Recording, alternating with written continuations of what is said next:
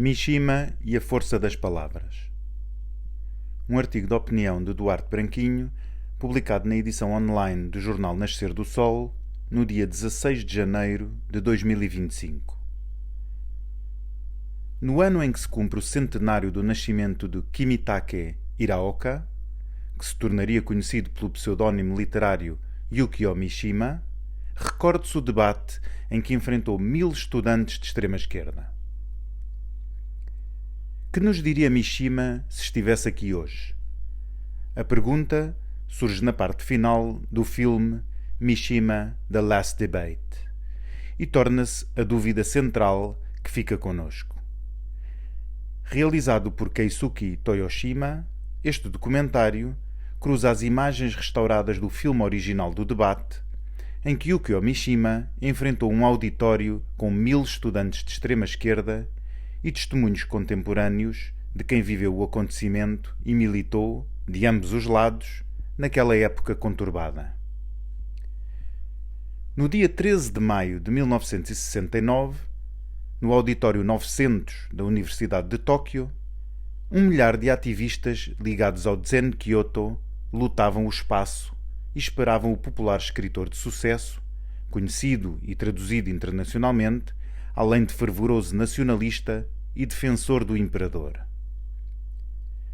O Japão do pós-guerra foi palco de uma forte violência política e os ventos do maio de 68 parisiense superaram em força nas universidades japonesas. À frente desses protestos estava o Zengakuren, uma organização de estudantes ligada ao Partido Comunista Japonês, e havia confrontos, barricadas de rua, ocupações de universidades e até tomada de reféns. A gênese de todos estes protestos era a oposição ao Tratado de Cooperação Mútua e Segurança entre os Estados Unidos da América e o Japão, conhecido como ANPO, assinado em 1951, e especialmente à sua renovação em 1960 e em 1970. Com origem no Zengakuren, o Zen Kyoto era um movimento estudantil de extrema-esquerda, ou melhor, uma liga de comitês de luta conjunta, que se opunha ao imperialismo norte-americano, como ao capitalismo de Estado e ao stalinismo. Revolucionários, os seus membros recusavam a hierarquia e viam a universidade como um sistema burocrático e opressor. Exploravam o nihilismo, o existencialismo e o humanismo, e tinham sido influenciados por Taaki Yoshimoto, o profeta da chamada nova esquerda japonesa. Prezando a autonomia, afastaram-se do Partido Comunista Japonês e de outros movimentos de esquerda. Viam na violência uma forma de luta política e envolviam-se em vários confrontos com a polícia de choque, nas universidades e nas ruas, fosse contra a guerra ou contra as propinas. Mishima aparecia como o seu arqui-inimigo e num dos cartazes do evento era apresentado como o gorila anacrónico. Mas o escritor, que cultivava tanto as letras como o físico e a imagem, apareceu descontraído, fumando cigarros e sorrindo, e até concordou jocosamente com tal descrição. São deste período os seus escritos mais políticos, e foi em 1968 que Mishima fundou a Tatenokai, a Sociedade do Escudo, uma milícia que defendia os valores tradicionais japoneses e treinava com as forças de autodefesa do Japão, preparando-se para uma guerra civil que considerava iminente.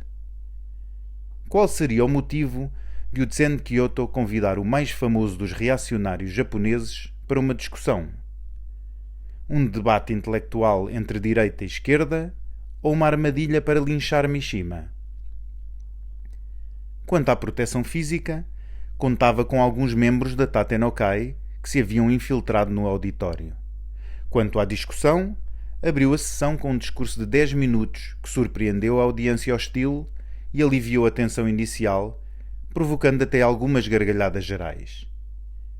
Dizendo que ali tinha ido para verificar se as palavras ainda eram um meio de comunicação eficaz, Mishima declarou que o comunismo era o seu inimigo, mas proferiu uma das frases que ficariam para a posteridade: de esquerda ou de direita, não sou contra a violência. De facto, tanto a violência como o desprezo pela arrogância dos professores uniam Mishima e a audiência. Foi então que deixou a sua provocação, atirando: gostaria de entender o que significa o anti-intelectualismo. Vocês são tão inteligentes que são contra o intelecto? Ou são anti-intelecto porque não são inteligentes? O que se seguiu foi uma discussão intelectual animada e respeitosa.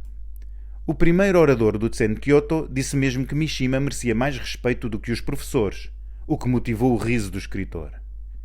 Da relação com o outro ao erotismo, da violência ao conflito, passou-se à relação do homem com a natureza e tanto o nível como a complexidade se foram elevando. O adversário que mais luta deu foi Masahiko Akuta, considerado como um dos melhores membros do Tsen-Kyoto em debates, e dessa troca de argumentos há um momento memorável. Akuta, que parecia acabar de sair da cama, segurando a filha bebê com o braço esquerdo e um cigarro na mão direita, disse que Mishima não existia sem o Japão. Ao que o escritor retorquiu: esse sou eu. Mishima defendeu o imperador, contando uma história pessoal da sua infância, ciente do risco de chacota. Mas no final do debate, a conclusão era óbvia. Apesar de adversários, tinham um inimigo comum. Por isso, um dos estudantes pediu a Mishima um favor pessoal: que ele se juntasse à causa do Tsen-Kyoto para que lutassem em conjunto. Recusando, Mishima disse-lhe que acreditava na paixão deles, ganhando o respeito destes. Yukio Mishima dar-se-ia à morte no ano seguinte, e Mishima The Last Debate torna esta discussão um testamento vivo.